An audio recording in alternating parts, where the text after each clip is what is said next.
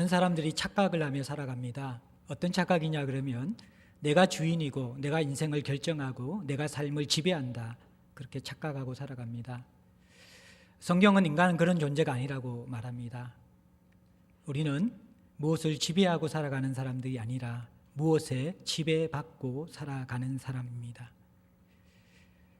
우리가 지배받는 그 대상이 우리에게 왕노릇하는 대상입니다. 성경은 모든 인간은 왕노릇하는 두 존재가 있다, 그렇게 이야기합니다. 하나는 죄의 지배를 받고 있는, 죄가 왕노릇하는 삶을 살아가는 인간이 있고, 또 한 부류는 은혜가 지배하고 있는, 예수가 지배하고 있는 은혜의 왕노릇, 예수의 왕노릇을 경험하며 살아가는 부류가 있다라고 이야기하는 것이죠. 이 왕노릇이라는 것은요, 우리 안에 있는 영향력보다 훨씬 더 큰 것입니다. 우리의 본성을 뛰어넘는, 우리를 지배하는 능력이 바로 이 왕노릇하는 권세에 있습니다. 죄도 우리의 본성, 우리의 이 본래의 모습을 이기는 것입니다. 죄가 얼마나 강력한지 우리가 경험하게 됩니다. 전혀 그럴 것 같지 않는 사람이 죄의 지배를 받으면 상상할 수 없는 파괴적인 본성이 드러납니다. 비슷하게 생겨 있는데, 평범한 사람처럼 여겨지는데, 그 사람이 한번 죄의 지배를 받게 되어지면 그 파괴력은 무서운 것이 되는 것이죠.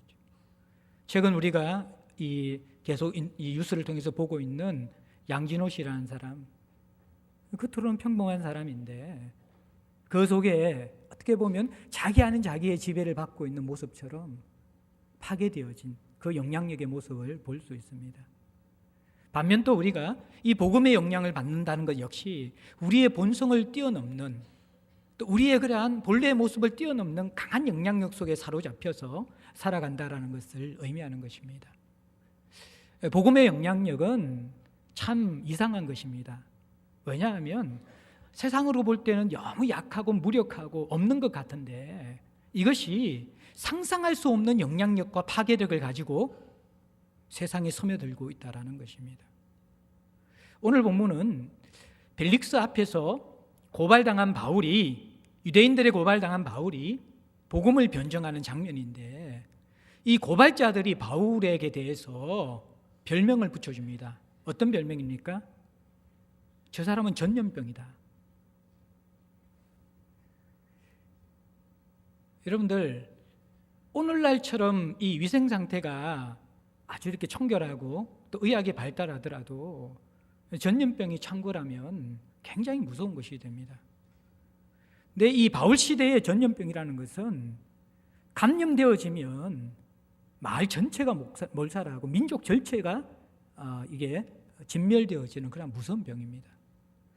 바울을 보게 되어질 때에 전염병 같은, 이들은 부정적인 그러한 의미로서 이야기했지만 사실 이 복음이라는 것은 세상 가운데서 어떤 사람에게는 부정적으로 느껴지고 어떤 사람에게는 긍정적이고 생명적으로 느껴지는 분명한 전염병 같은 영향력을 주는 것이라고 이야기하고 있는 것이죠. 오늘 우리는 이 주제를 가지고 한번 생각해 보았으면 좋겠습니다. 여러분들 누구의 영향을 받고 살아갑니까? 누가 여러분들을 왕노릇하고 있습니까? 분명히 우리 중에 어떤 사람들은 죄가 왕노릇하는 부류에 있는 사람이 있을 것이고, 어떤 부류의 사람들은 은혜가 왕노릇하는 부류에 있는 사람들이 있을 것입니다. 오늘 우리가 생각하는 영향력은 내 힘으로 만들어내는 영향력이 아니라 우리가 죄의 지배를 받든지 복음의 지배를 받든지 그 영향력이 드러날 수밖에 없는데, 이 복음의 영향력이 도대체 어떤 것이고 얼마나 강력한 것인가를 우리가 돌아보면서 우리의 신앙을 한번, 또 이 한국교회의 모습을 한번 돌아보았으면 좋겠습니다. 오늘 성도와 교회가 어떻게 보면 건강한 생명의 영향력을 잃어버린 시대에 있습니다. 전염병 같은 복음의 영향력, 어떻게 보면 이 복음이 악에 대해서, 죄에 대해서는 부정적인 영향력을 줘야 되지만 선에 대해서, 생명에 대해서는 긍정적인 영향력을 줘야 되는데, 한국교회와 성도들은 이게 뒤바뀌어져 있는 모습인데, 오늘 본문을 통해서 이런 것들을 여러분과 함께 좀 고민했으면 좋겠습니다. 크게 두 장면을 가지고 여러분과 함께 나누고자 하는데, 1절부터 21절까지는 이 유대인들, 이 변호사 드돌로의 고소와 거기에 대해서 변론하는 바울의 모습을 통하여서 전염병 같은 이 복음을 가지고 있던 바울의 모습을 한번 좀 살펴보기 원하고, 두 번째 부분들은 우리가 22절부터 마지막 27절에 나오는 내용인데, 감금되어진 바울에게 찾아와서 복음을 전해 듣는 이 총독 벨릭스와 드루실라라는 부부의 모습들, 그리고 이 복음의 기회가 주어지고 있는데 거기에 대해서 제대로 반응하지 못할 때 일어나는 모습들, 이것도 우리가 뒷부분에 조금 여러분과 함께 살펴보기를 원합니다.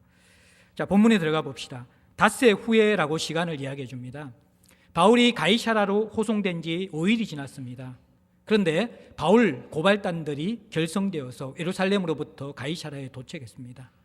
굉장히 신속하게 바울이 천부장에 의해서 그들의 암살 업무를 피하여 가이사라로 호송되었다는 사실을 알게 되어졌고, 그들은 그 사실을 알자마자 바울을 죽이고자 하는 음모를 계속 지속하고 고발단들을 형성하여서 그 먼 거리인 가이사라까지 찾아갑니다.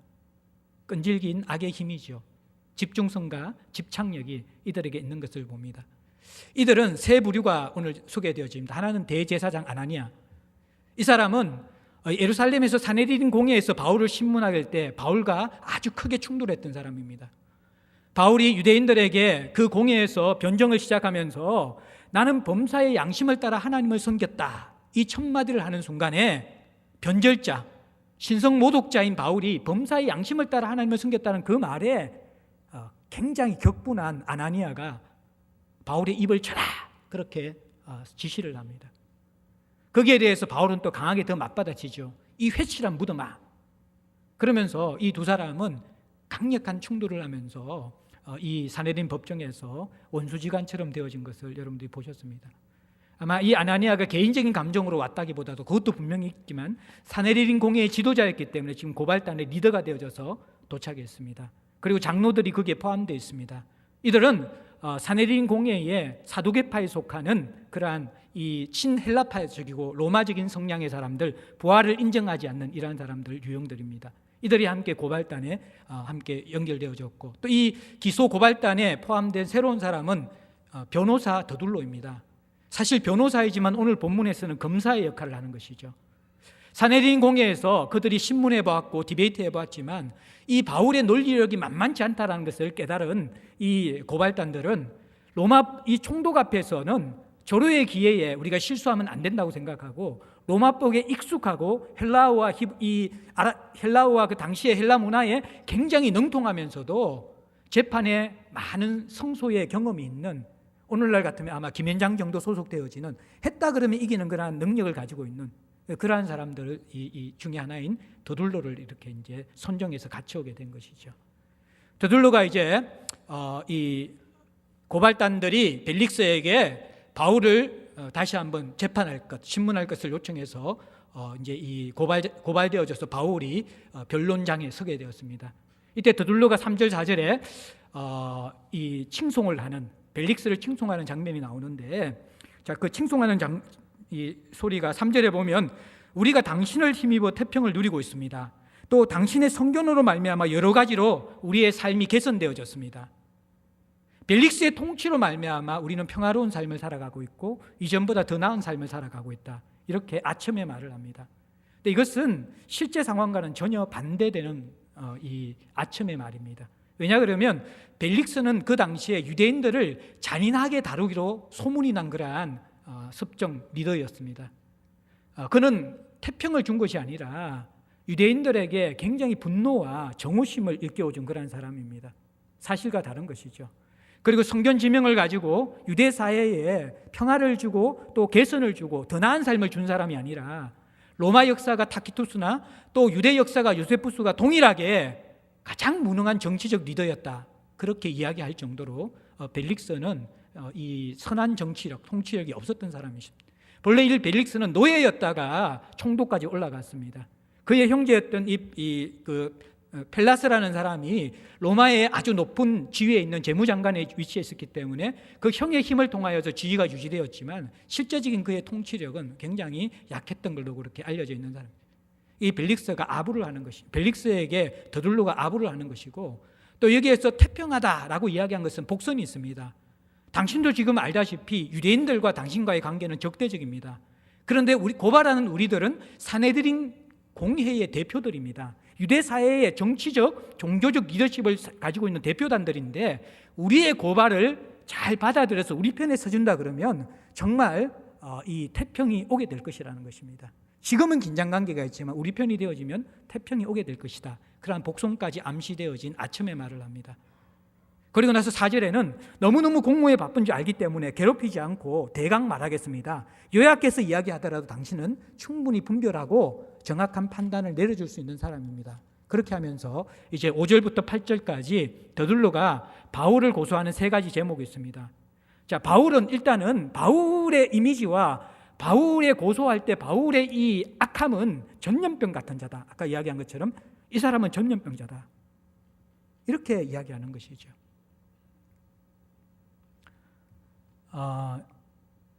전염병 확산력이 강하지요. 침투력이 강하지요. 그리고 병들게 하고 죽여버립니다. 유대 사회에도 그렇고 로마 사회도 그렇고 이 바울을 그대로 내버려두면 전염병을 그대로 내버려둔 것과 똑같은 결과가 됩니다. 이것이 바울을 바라보는 고소단들의 입장이라는 것입니다. 그러면서 왜 전염병 같은 악영향을 주는가? 첫 번째는 로마법을 심각하게 훼손시키는 소동을 일으키는 자다라는 것입니다. 두 번째는 유대교와 로마와의 사이는 좋은데 이 사람이 전하는 것은 유대교가 아니라 나사렛 이단의 우두머리이기 때문에 유대교와 기독교는 다르다는 것입니다. 그래서 유대교에게 우호적으로 대해주는 것처럼 이들에게도 우호적으로 대해주다가는 큰일 나게 된다는 것입니다. 유대교와 기독교를 분리시켜서 봐달라는 것입니다. 그 다음에 세 번째는 뭐냐 그러면 성전을 더럽힌다는 것입니다. 소동은 로마법적으로 가장 심각한 것이고 성전을 더럽혔다는 것은 유대인들에게 가장 심각한 제목입니다. 로마인들도 유대인들이 성전을 소중하게 생각하고 성전 가운데 특별히 안뜰에는 이방인들은 들어올 수 없었습니다. 이방인들이 만약 안뜰에 들어오게 되어지면 로마의 허락을 받지 않고 유일하게 피지배 민족인 이 유대인들이 스스로 사형을 집행할 수 있었습니다. 그리고 이 죄를 범한 사람이 안뜰을 밟은 이방인이 심지어 로마 시민권자들이라도 로마인이라도 로마의 허락을 받지 않고 죽일 수 있을 정도로 특권을 준 것이 바로 성전에 이 더럽히는 것, 성전을 정결케 하고 성전의 이 거룩함들을 지키는 법이었습니다. 자, 그래서 오늘 이 3가지의 고소들은요, 벨릭스가 바울을 위험스럽게 보고 이 엄한 재판을 하지 않으면 안 되도록 지금 더둘로가 지혜롭게 고소하고 있는 것입니다. 소동은 로마법상으로 용서할 수 없는 것입니다. 성전에 대한 모독은 유대법상으로 이미 로마법이 인정해준 죽어야만 마땅한 사형에 해당하는 죄입니다. 그래다 8절에는 더 나아가서 신문하다 보면 우리가 지금 고발한 내용이 다 사실인 줄 알 수 있다라고 자신만만하게 이야기합니다. 그리고 9절에 이 더둘로의 고소에 함께 참석한 모든 유대인들이 우리도 이 더둘로의 고소에 지지한다라면서 모인 유대인 전체가 이 바울을 고소하는 입장을 취하는 것을 보게 됩니다. 아주 위험한 상황이죠. 지혜롭게 더둘로가 변론했고 그 재판정의 모든 분위기는 바울이 아주 위험한 전염병자 같은 자임을 공감할 수 있도록 만들었기 때문에 벨릭스가 바울에게 엄한 형벌, 결국 하나만 적용되더라도 사형에 취해질 수밖에 없는 그런 심각한 상황으로 몰고 간 것입니다. 자, 거기에 대해서 10절부터 21절까지 바울은 이 3가지 요소를 조목조목 변호합니다. 간략하게 설명하면요, 자, 그 10절부터 13절까지 첫 번째 제목 소동죄에 대해서 바울이 변론합니다. 10절에는 총독이 바울에게도 변론의 기회를 허락해 줍니다. 바울은 요란하게 아첨하지 않습니다. 여러 년 전부터 민족의 재판을 당신이 담당하고 있는데 당신에게 내 상황들도 변론하겠습니다. 간략하게 예의는 갖추지만 아첨하지 않는 이 벨릭스에 대한 태도로 시작합니다. 자, 그리고 11절부터 13절까지 첫 번째인데, 자, 첫 번째는 11절은 소동을 일으킬 만한 시간적인 여유가 없었습니다. 저는 예루살렘에 도착해서 지금까지 12일이 지났다라는 것입니다. 그리고 가이사라에서 머문 것이 이미 5일이 되었기 때문에 예루살렘에서 머문 것은 7일밖에 되지 않는다라는 것입니다. 그 짧은 시간 안에 어떻게 사람들을 다 흔들어 놓는 소동을 일으킬 수 있냐는 것입니다. 시간적으로 짧을 뿐만 아니라 12절에 보면 성전과 시중에서 소동을 일으키기 위해서 디베이트, 변론을 하거나 소동을 일으키기 위해서 뭔가 사람들을 충동한 그러한 것들이 한 번도 없었다라는 것입니다. 그래서 13절에 이 소동죄는 증거도 없고 정인도 없기 때문에 꾸며낸 것이라는 것입니다. 지금이라도 이들에게 증거와 정인이 있냐고 물어보라는 것입니다. 이것은 꾸며낸 것이기 때문에 이것은 내게 해당되지 않고 시간적으로도 소동을 일으킬 여유가 없었다. 첫 번째 문제에 대해서 로마가 가장 민감하게 생각하는 소동죄는 실제로 없었던 일이다. 증거도 정인도 없다. 정리해버립니다. 두 번째 문제는 나사렛 이단의 우두머리다. 이것은 바울이 인정을 합니다. 그런데 또 이들의 고발 내용과는 다르다고 이야기합니다. 뭐가 다르냐 그러면요, 이 나사렛 이단, 예수를 따르는, 당시에는 이 기독교라는 그런 종교가 형성되지 않았기 때문에, 아직까지 정식적으로 인식되지 않았기 때문에 나사렛 예수를 따르는 무리들, 그 정도가 기독교인들의 어떠한 이 정체성이었습니다. 그 가운데 우두머리가 바울이라는 것이죠. 그런데 나사렛 예수를 따르는 것은 맞지만 이것이 이단이 아니다. 이것이 바울의 입장입니다. 왜 이단이 아니냐 그러면, 여러분들 여기에 보면 14절 15절을 보면 우리는 유대교와 똑같이 네 가지 공통점을 가지고 있다는 것입니다. 우리가 따르는, 예수를 따르는 기독교는 유대교와 네 가지가 똑같다는 것입니다. 첫 번째가 뭐가 똑같습니까? 같은 조상의 하나님을 섬기고 있다는 것입니다. 두 번째는 뭐가 똑같습니까? 같은 진리를 믿고 있다는 것입니다. 율법과 선지자의 글, 율법서와 예언서, 구약 성경을 우리는 동일하게 믿고 있다는 것입니다. 유대교와 똑같이. 세 번째 똑같은 것은 뭐냐 그러면 하나님께 더한 소망, 다시 말하면 부활을 믿고 있다는 것이에요. 그런데 이 부활은 악인과 의인도 포함되지 부활이라는 것이죠. 여기에서 이제 그리스도인들도 지금 우리가 잘 모르는 것이 있는데, 마지막 날에 예수 믿는 사람만 부활한다라는 착각을 가지고 있어요. 아닙니다. 성경은 악인도 부활한다라고 이야기합니다. 자유주의 쪽에서나 또 하나님을 너무 사랑의 하나님으로만 인식하고 있는 사람들은 어떻게 사람이 영원토록 지옥 불에 던져지면서 멸망당하는 것을 사랑의 하나님이 지켜볼 수 있는가, 이 인식을 가지고 악인은 마지막 날에 부활하지 않고 소멸한다, 이러한 신학을 가지고 있는 사람들이 있습니다. 성경은 그것을 지지하지 않습니다. 여러분들 무서운 것은 뭐냐 그러면 부활에 예수 믿는 사람만 부활하는 것이 아니라는 것입니다. 예수 믿지 않는 사람들도 마지막 날에 함께 부활합니다. 이것이 더 무서운 것입니다. 그래서 최후의 심판이 기다리고 있는 것이죠. 기독교는 악인의 부활도 믿고 있습니다. 유대교도 이것을 믿고 있었습니다. 마지막으로 동일한 것은 또 뭐냐 그러면 하나님과 사람에 대해서 15절에 16절에 보면 양심의 끄리낌이 없기 힘쓰는 것, 거룩함에 대한 것, 하나님에 대한 거룩함과 사람에 대해서 사랑하는 것, 이 십계명의 내용이죠. 이것을 지키는 것에서는 똑같이 유대교와 똑같은 것이라는 거예요. 자, 여기에서는 또 이제 생략되어 있지만 결국 바울이 가지고 있는 기독교의 개념은 뭐냐 그러면, 기독교는 유대교가 씨앗이라 그러면 기독교는 씨앗에서 발화되어진 열매라고 보고 있는 것이죠. 유대교와 다른 게 아니라는 거예요. 이단이 아니라는 것입니다. 유대교의 씨앗이 메시아이신 예수의 죽으심과 부활을 통하여서 열매 맺은 것이 기독교라는 것입니다. 너희들이 바라고 있는 그 씨앗 속에 품고 있던 메시아가 예수를 통하여서 실제로 드러났고, 너희들이 소망하고 있는 부활, 이것이 예수로 말미암아 이미 완성되어졌다라는 것입니다. 그래서 기독교는 이단이 아니라 사실은 유대교의 완성이고 씨앗이 열매로 맺혀진 것이 바로 기독교다. 나사렛 예수를 따르는 우리다. 두 번째도 아주 신학적으로 명료하게 정리시켜버립니다. 마지막 세 번째는 성전을 더럽힌 죄. 그 죄에 대해서 17절부터 21절까지 이야기하는데, 바울은 여러 해 만에 예루살렘에 도착했다고 이야기합니다. 하지만 성전을 더럽힌 적이 없고 성전을 거룩하게 생각하고 모든 행위를 했다라는 것입니다. 그것이 17절에 민족을 구제할 것과 재물을 가지고 예루살렘 성전을 찾았다라는 것입니다. 예루살렘 민족을 구제하기 위해서 이방인들의 헌금을 가지고 성전을 찾았다. 그래서 구제 헌금을 전달하는 것이 성전을 찾은 목적이었다. 두 번째는 뭐냐 그러면 재물을 드렸다는 것입니다. 이것은 두 가지 의미가 중복적으로 포함되어 있는데, 바울이 유대인으로서 희생제물을 드린 것이 여기에 포함될 수 있습니다. 그리고 또 하나는 이 제물이라는 것을 어떤 성경학자들은 이방인들의 구원의 열매, 하나님이 받으시는 최고의 기쁨의 열매는 짐승을 잡아들이는 그런 열매가 아니라 하나님의 형상으로 지음받은 인간들이, 이 죄인들이 회개하고 돌아와서 하나님의 자녀가 되어지는 구원의 열매, 부활의 열매, 생명의 열매가 최고의 주님께서 기뻐 받으시는 예물인데, 이 이방인들의 구원 소식을 가지고 와서 주님 앞에 제물로 드렸다. 이것이 바로 하나님께 드린 예루살렘의 자기의 제사였다라는 것입니다. 그런데 그리고 또 18절에 보면 실제로 성전 안에서 나는 덕을 세우고 성전을 거룩하게 생각하고 율법을 지키기 위해서 정결례식을 행하고 있었다라는 것입니다.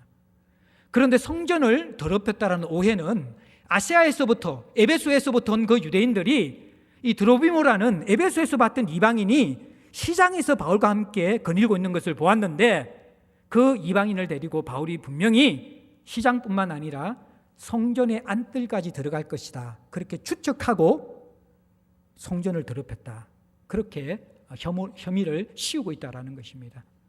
그런데 바울은 여기에 대해서 19절 20절에 보면, 만약에 이 아시아에 붙은 에베소 유대인들이 이거 정말 사실이라 그러면 증거와 정인을 통해서 이것이 성립되어졌을 것인데, 사내리린 공회에서 이 문제를 가지고 논란을 벌였지만 증거도 없고 정인도 없었다라는 것입니다. 이것은 성전을 더럽힌 죄도 성립되지 않는다라는 것입니다. 그리고 마지막 21절에 결국 가장 이 유대교가 고발하는 내용들은 어떻게 보면 정치적인 것도 아니고 또 성전 모독죄도 아니고 종교적인 것인데, 다 같은데 다른 것은 씨앗인 유대교와 열매인 기독교의 차이뿐이라는 것입니다. 그 차이가 뭐냐 그러면, 이들은 아직까지 씨앗에 담겨져 있는 부활을 기다리고 있는데, 기독교는 그 부활이 예수를 통해서 완성되었다. 이것이 논쟁거리이고 지금 불꽃 튀는 그런 문제가 되어지고 이들이 힘들어하는 문제라는 것입니다. 그러면서 21절까지 아주 명료하게 그 탁월한 검사인 더둘로의 고소에 대해서 조목조목 반발하게 되어집니다. 그래서 22절에 보면 실제로 이 벨릭스는 바울이 무죄함을 알면서 재판을 유보시켜 버리는 것이죠. 이것이 여러분들 더둘로의 고소와 바울의 변론의 전체적인 흐름입니다. 자, 이 내용 가운데 제가 말씀드린 것처럼 좀 주목할 볼 것들은 초대교회 기독교가, 특별히 이 복음을 가진 바울이 세상에 어떻게 비춰졌는가, 전염병처럼 비춰졌다라는 것입니다. 전염병. 또 오늘 이 고소하는 내용에 보게 될 때 바울은 로마법에 저촉되는 행위를 한 적이 없습니다. 그리고 유대인들이 소중하게 생각하는 것, 그것을 훼손시킨 것도 없습니다.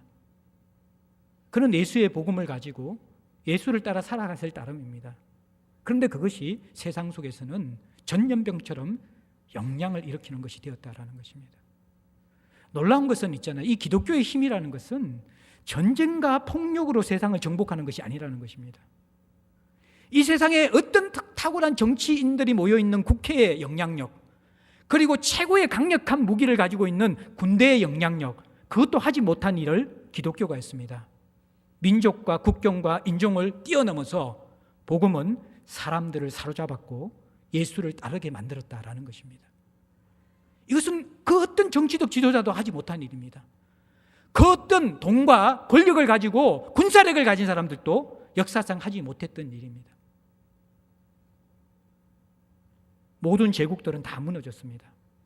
그러나 십자가에 초라하게 죽은 예수를 따르는 무리들은 지금도 이어지고 있고 점점 늘어가고 있습니다.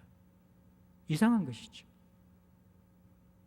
복음은 세상에 볼 때 어떻게 보면 나약해 빠진 것입니다. 제가 서론 부분에 잠깐 스킵했지만, 바울이 이 고린도후서에서 그리스도인들의 모습이 어떤 모습인가? 세상에서는 아무것도 없는 것 같으나 모든 것을 가진 자라는 것입니다.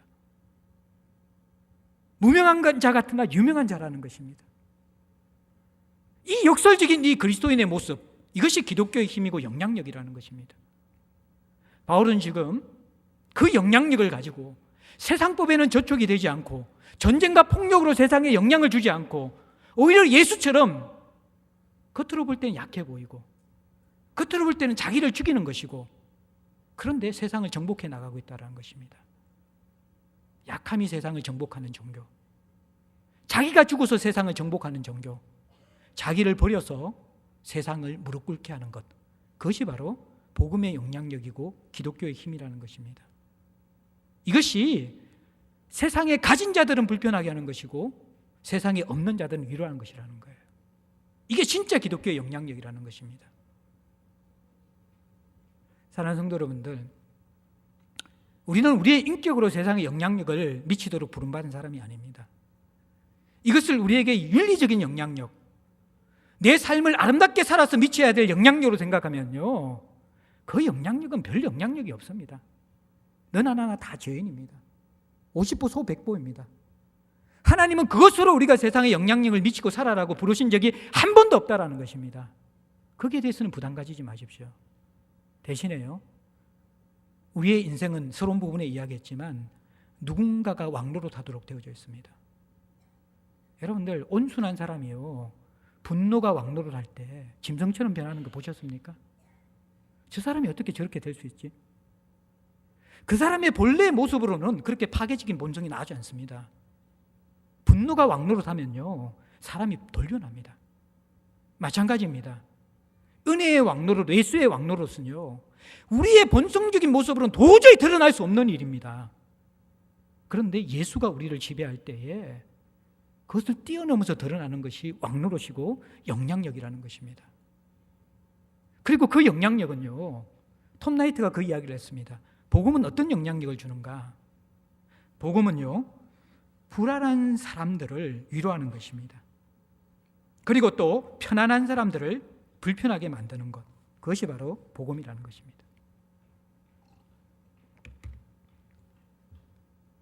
진짜 복음은 이런 영향력을 줘야만 합니다. 오늘날 성도와 교회의 모습이 안타까움은 무엇입니까? 오늘 기독교가 세상의 가장 약자들을 배제하고 혐오합니다. 그들에게 위로를 주지 않습니다. 그리고 가진 자와 기득권자들에게는 오히려 더 담대함을 주고 그들의 악함에 대해서 우리가 찬양하고 칭송하는 이상한 기독교가 되어져 버렸습니다. 사회적 약자들은 기독교를 혐오합니다.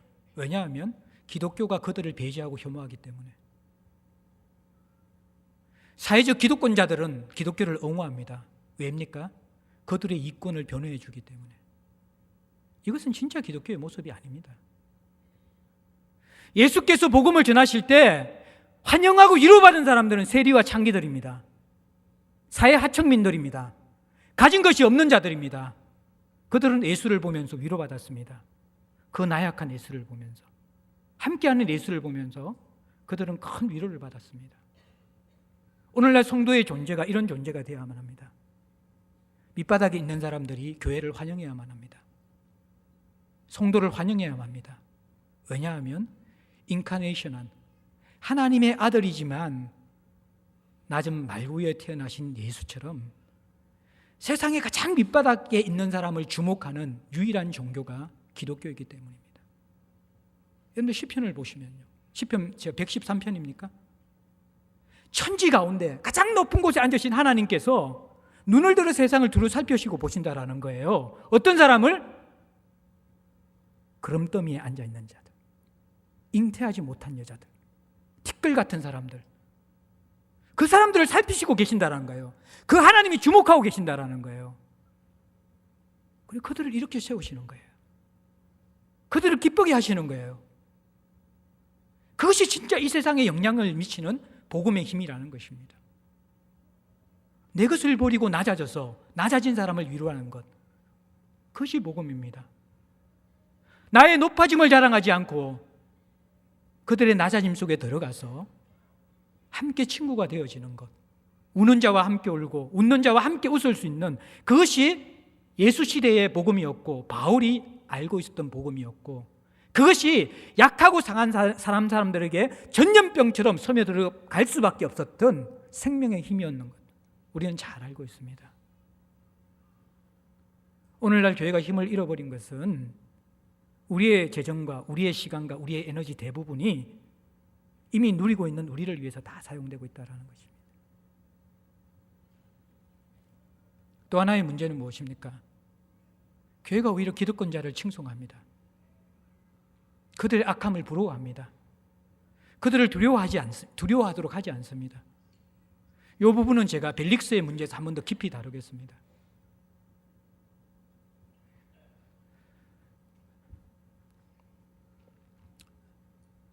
오늘날 우리는 죄의 왕노릇에 너무 깊이 물들면서 세상의 영향력을 부러워하고 있습니다. 내가 돈을 가지면 영향력이 있을 텐데, 내가 학벌이 좋으면 영향력이 있을 텐데, 우리 자녀의 인생이 풀려지면 영향력이 있을 텐데. 그런데 진짜 우리 속에 살아서 꿈틀거리고 세상을 살게 하고 나를 참되게 살게 하는 복음의 영향력이 빠져나갔는데도 그 위험성과 심각성을 우리는 민감하게 깨닫지 못한다라는 것입니다. 수많은 그리스도인들이 있습니다. 수많은 교회가 있습니다. 주일날마다 찬양이 울려 퍼집니다. 상상할 수 없는 헌금들이 교회마다 쏟아져 들어옵니다. 그런데 그것이 나 개인에게부터 내 주변에 있는 사람들에게 어떤 영향력을 미치고 있습니까? 전염병 같은 영향력, 침투력과 확산력이 우리에게 있는지를 생각해 보아야만 합니다. 제자들교회의 건강성을 우리끼리 이야기에는 아무런 의미가 없습니다. 우리끼리 우리 교회 조인교회고, 우리끼리 모여서 우리 교회 행복한 교회고, 우리끼리 우리가 건강한 교회라고 이야기하는 것들 아무런 의미가 없습니다. 우리 밖에 있는 사람들, 우리가 일상에서 만나는 우리 주변의 사람들, 우리 교회 근처에 있는 사람들이 우리 성도들과 우리 교회를 바라보면서 불안한 자들이 위로받고 편안한 자들이 불안해지는 그런 영향력이 드러나고 있는지를 봐야 된다는 것입니다. 사람들이 우리를 보게 되어지면요, 잘 살다가도 자기 인생에 문제가 없다고 생각하다가도 다른 가치와 다른 삶을 살고 있는 우리를 바라보게 되면 왠지 불편하고 잠 못 이루어야만 합니다. 내가 이대로 사는 것이 제대로 사는 것일까 고민하도록 만들어야 되는 것이죠. 그것이 진짜 복음이고 진짜 영향력이라는 것입니다. 저는 죽었다 깨어나도 제 인격으로 그렇게 못 사는 사람입니다. 그러나 예수가 나를 지배하시면 그분이 나에게 왕노릇 하실 때 그 삶이 저를 통해서 드러날 수 있다고 믿는 사람입니다. 여러분들도 마찬가지입니다. 우리 중에 누구도 내 인격과 내 노력으로 세상에 이 강력한 영향력, 핵포탄보다 더 강력한 영향력을 미치는 삶, 그 삶을 살아갈 사람은 아무도 없습니다. 우리는 그 삶을 추구하는 사람이 아닙니다. 예수를 따라가 볼 때, 예수 안에 녹여지실 때, 우리가 예수에게 먼저 감염되게 되어질 때, 감염자는 자기도 모르게 다른 사람을 감염시키잖아요. 그게 그리스도의 삶이라는 것이죠. 벨릭스의 이 재판 유보와 회심의 기회만 잠시 더 살펴봅시다. 벨릭스는 이 변론 과정 가운데서, 그리고 이미 공문서를 천부장이 바울을 호송하면서 보내어줬잖아요. 그 내용의 바울의 무죄를 이미 천부장 글라우디오 루시아가 입증했습니다. 근데 이상한 말 하죠. 22절에 재판을 유보하면서 천부장 루시아가 내려오거든 너희 일을 처결하리라. 재판을 연기시켜버립니다. 루시아는 이미 자기의 바울에 대한 입장을 다 밝혔잖아요. 종교적인 문제이지 로마법상으로는 아무런 문제가 없다라고 밝혔습니다. 변명이죠. 왜 이렇게 이 벨릭스가 재판을 유보했을까요? 두 가지 이유입니다. 26절, 27절 보십시오. 하나는 돈을 더 바라는 거로 그냥 풀어주기 싫다라는 것입니다. 자기의 이권을 챙기고 나서 풀어주겠다라는 것입니다. 두 번째는요, 27절에 나와 있는 것처럼 유대인들의 마음을 얻고자 해서. 이 고발단들은 말씀드린 것처럼 유대인의 핵심 그룹들입니다. 바울이 무죄하지만 이들의 요청들을 단칼에 묵살하게 되어지면 벨릭스의 입지는 훨씬 더 위험해집니다. 결국에는 정치적인 욕심과 돈에 대한 욕심 때문에 바울이 무죄인 줄 알지만 2년 동안 재판 없이 그냥 감금시켜버립니다. 그러면서 23절에 보면요, 백부장에게 명해서 바울을 지키되 자유를 주라. 친구들이 돌보아 주게 하라. 금하지 말라. 뭡니까? 미결수 신분으로 죄수처럼 취급하지 말라라는 것입니다. 벨릭스는 바울이 무죄한 줄 압니다. 그런데 풀어주지 않습니다. 2년 동안 구금시켜버립니다. 두 가지 이유 때문에. 돈 받으려고, 유대인들에게 미움받지 않으려고. 기회주의자죠. 그런데 이 벨릭스가 아내 드루실라와 함께 감옥에 갇혀있는, 구금되어져 있는 이 바울을 찾아옵니다. 24절 25절 보십시오. 수일 후에 벨릭스가 그의 아내 유대 여자 드루실라와 함께 와서 바울을 불러 그리스도 예수 믿는 도를 듣거늘, 그렇게 이야기합니다. 자, 이 벨릭스와 드루실라가 어떤 사람이냐? 벨릭스는 노예였다가 총독이 된 사람입니다. 그래서 신분 상승에 대한 욕구가 강한 사람입니다. 드루실라는 벨릭스의 세 번째 아내입니다. 첫 번째, 두 번째, 세 번째 다들 귀족 내지는 왕의 자녀들과 결혼을 했습니다. 신분 상승을 결혼을 통해서 계속해서 올라간 사람이 벨릭스입니다. 세 번째 아내인 이 드루실라는 아그리파 1세의 막내딸입니다. 절세 미녀입니다. 너무너무 매력적이고 이 미모가 뛰어난 그러한 여성이었습니다. 드루실라를 얻기 위해서 이 벨릭스는 음모를 꾸미고 구브로의 마술사를 고용하여서 조작하여서 드루실라를 뺏어옵니다. 드루실라 역시 현숙하고 정숙한 여인이 아니라 이 여인 역시 몇 번의 이혼의 경험이 있는 그러한 여성이었기 때문에 주저하지 않고 오히려 서로의 어떠한 이 욕망과 탐욕들이 맞아떨어진 것이죠. 그래서 벨릭스와 드루실라는 결혼합니다. 그리고 이들이 찾아옵니다. 근데 이 드루실라는 유대여자입니다. 여러분들, 이 바울이 변론하고 난 다음에 22절에 벨릭스가 이 도에 관한 것을 더 자세히 안다고 한 것도 어떻게 보면 유대 여자였던 아내였던 드루실라를 통하여서 기독교를 먼저 들었기 때문에 안다라고 이야기할 수 있을 것입니다. 드루실라와 벨릭스 역시 삶은 죄가 왕노로 사는 삶을 살았지만, 여러분들, 자기가 거룩하게 살아간다는 사람보다도 오히려 내 인생에 문제가 있다는 사람들이 복음에 대해서 훨씬 더 반응할 경우가 많습니다. 병든 자가, 의인이 아니라 병든 자가 의사를 찾기 마련이죠. 이들이 삶은 엉망진창이었지만 예수 믿는 도에 대해서는 관심이 있었습니다. 찾아왔습니다. 자, 25절만 우리 한번 같이 한번 읽어봅시다. 시작. 바울이 의와 절제와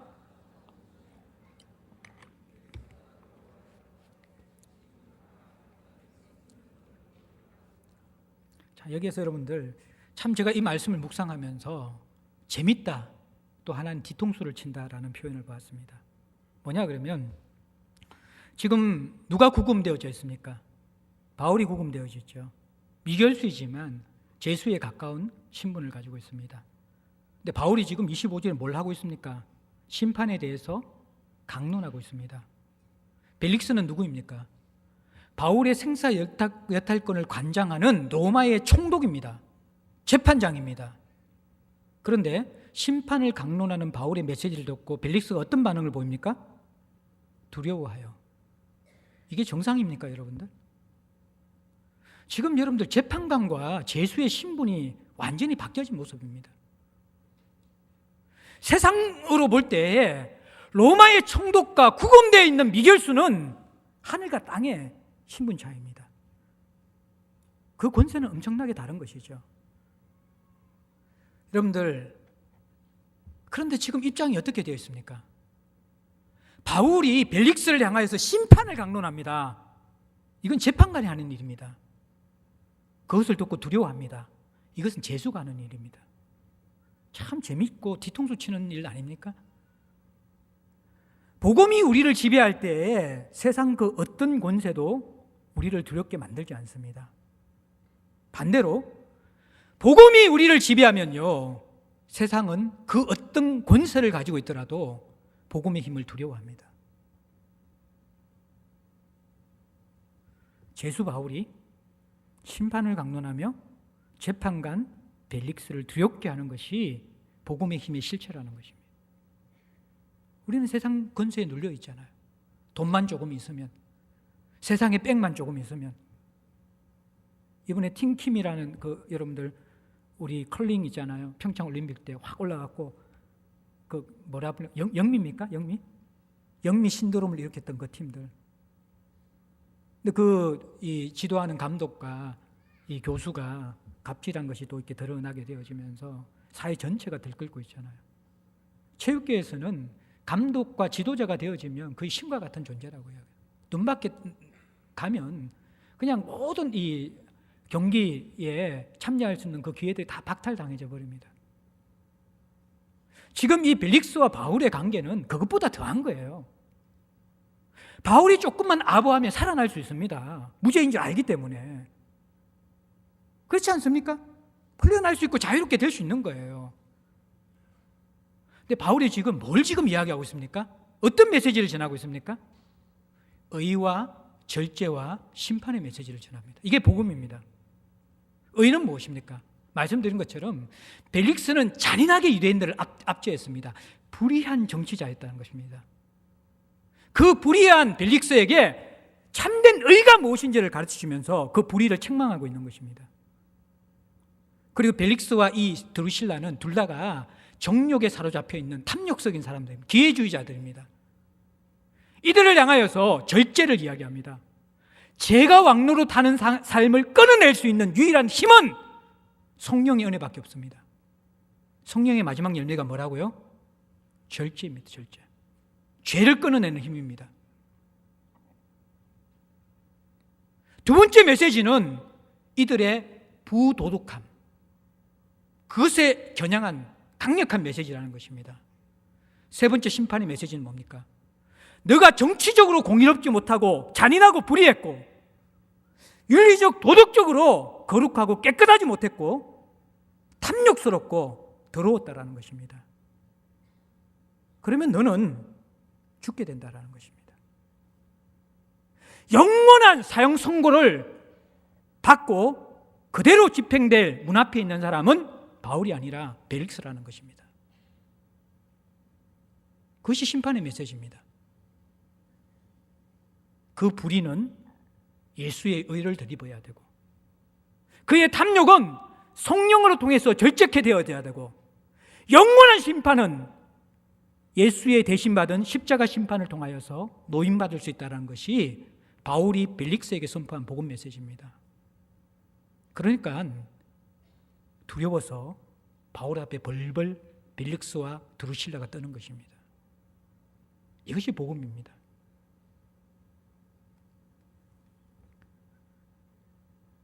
네, 여러분들, 벨릭스가 두려워한다라는 것은 이 두려움의 감정은요, 성령께서 하나님께서 주시는 최고의 선물입니다.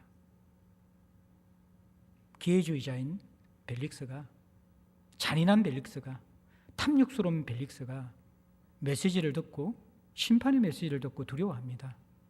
하나님이 주신 마음의 변화인 것이죠.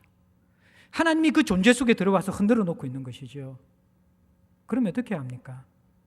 회개해야 되죠. 그래야지 그가 심판을 명할 수 있죠. 의롭게 될 수 있죠. 죄에서 빠져나올 수 있죠. 어떻게 합니까? 지금은 가라. 내가 틈이 있으면 너를 부르리라. 지금은 가라. 사랑하는 성도 여러분들, 하나님이 우리 영혼을 흔들어 놓으시고 강력하게 부르시는 사인이 언제나 있는 것이 아닙니다. 하나님은 예배 때나 여러분의 삶의 자리에서나 개인의 경건의 시간에서나 일어난 사건들을 통하여서 우리를 흔들어 놓고 부르실 때가 있습니다. 두려움을 주시면서 하나님 살아계시구나. 하나님 살아계시구나. 하나님 나를 보고 계시구나. 하나님 내게 말씀하시는 것이 있구나. 두려움을 주십니다. 여러분들 어떻게 반응하십니까? 벨릭스처럼 지금은 가라. 틈이 있으면 다시 부르리라. 사단은 하나님의 메시지를 거절하도록 만들지 않습니다. 지금은 가라고 하는 것이죠. 조금 있다가 틈이 나면 생각하겠다라는 것입니다. 하나님의 이 기회의 때를 지금은 가라. 틈이 나면 다시 다루겠다. 그러면 어떻게 되는지 아십니까? 26절, 27절이 일어납니다. 사실 문맥상 매끄러운 것은 있잖아요. 바울을 감금시키고 나서 감금시킨 이유가 26절, 27절로 연결되어지고 그 다음에 벨릭스와 드루실라가 바울을 찾아와 복음을 들은 이야기로 끝나면 더 매끄럽습니다. 근데 성경은 의도적으로 있잖아요. 지금은 가라. 틈이 있으면 내가 다시 불러서 듣겠다. 하고 나서 벨릭스의 모습을 우리에게 극명하게 보여줍니다. 벨릭스가 다시 정말 틈이 생겨서 바울을 불렀습니다. 무엇 때문에 부릅니까? 복음 들으려고 부릅니까? 돈을 받으려고 부릅니다. 충격적이죠? 그리고 27절에는 유대인들 때문에 계속 놓아주지 않습니다. 두려워하면서. 그리고 27절에 무슨 말이 나옵니까? 이태 동안 2년이 지난 다음에 벨릭스를 대신하여서 베스도가 총독으로 부임합니다. 벨릭스는 로마로 돌아갑니다. 지금 무슨 이야기를 하고 있는 것입니까? 하나님께서 그의 마음에 두려움을 주고 흔들어 놓았는데 그 기회에 지금은 가라! 틈이 있으면 다시 듣겠다. 그렇게 했던 벨릭스는 어떤 사람이 되어집니까? 더 깊은 죄의 왕노로 속에 빠지게 되어집니다. 죄가 없는 줄 알았죠. 그게 다 복음을 듣고 두려워했습니다. 은혜는 붙잡고 들어가면 죄보다 강한 것이지만 그 기회를 흘려보내면 절대로 죄를 이길 수 없습니다. 더 깊이 빠집니다.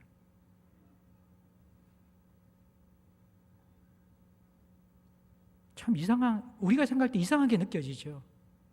그 두려움으로 구원의 기회에 문득까지 갔던 이 벨릭스가 돈을 구하는 이상한 인간이 되어집니다.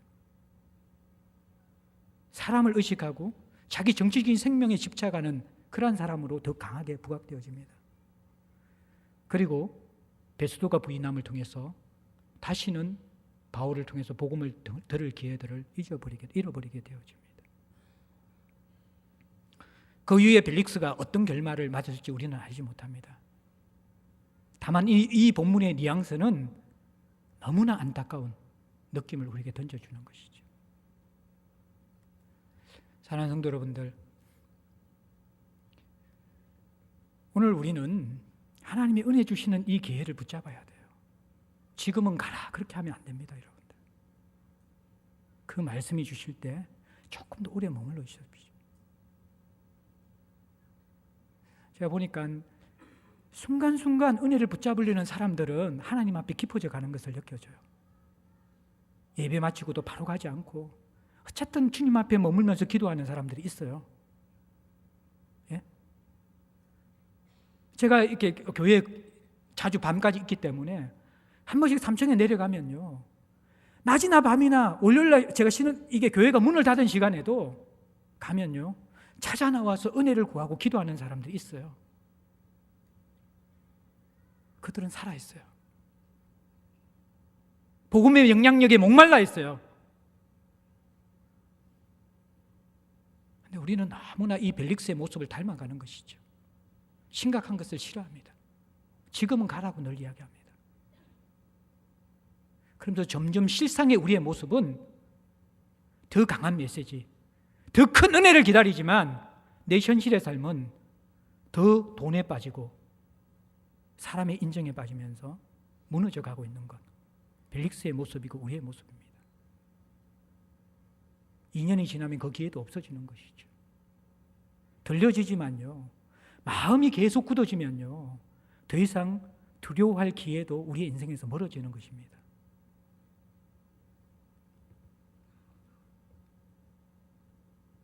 하나님이 은혜 주실 때 붙잡아야 합니다. 그 속에 들어가야지 오늘 바울처럼 예수에게 감염될 수 있어요. 그러면 죄가 왕노릇한 삶이 아니라 은혜가 왕노릇하고 예수가 왕노릇한 삶 무엇인지 알 수 있어요. 그러면 우리가 감염된 자가 다른 사람을 감염시킬 수 있어요.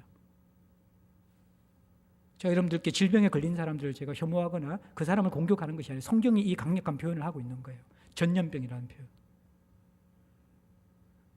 우리가 예수에게 전염되어야 돼요. 그래야 다른 사람 전염시킬 수 있어요. 맨정신을 어떻게 전염시킵니까? 내 힘으로 어떻게 전염시킵니까? 어떻게 자녀에게 신앙의 유산을 전수합니까?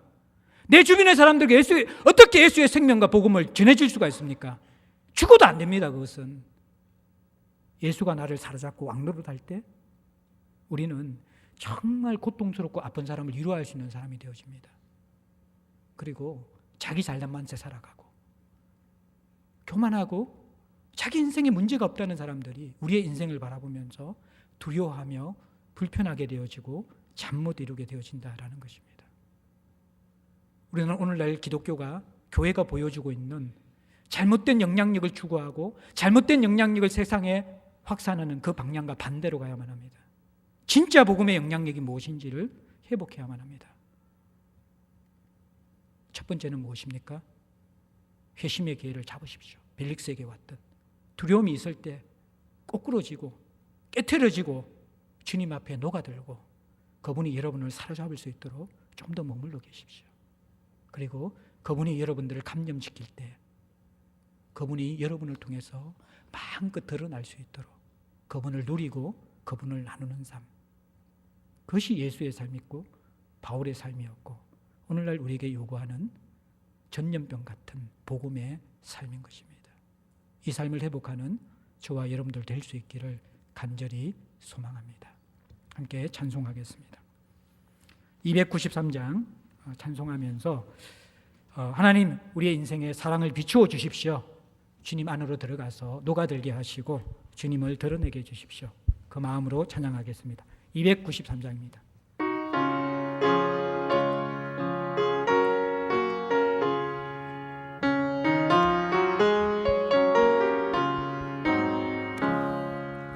주의 사랑 비칠 때의 기쁨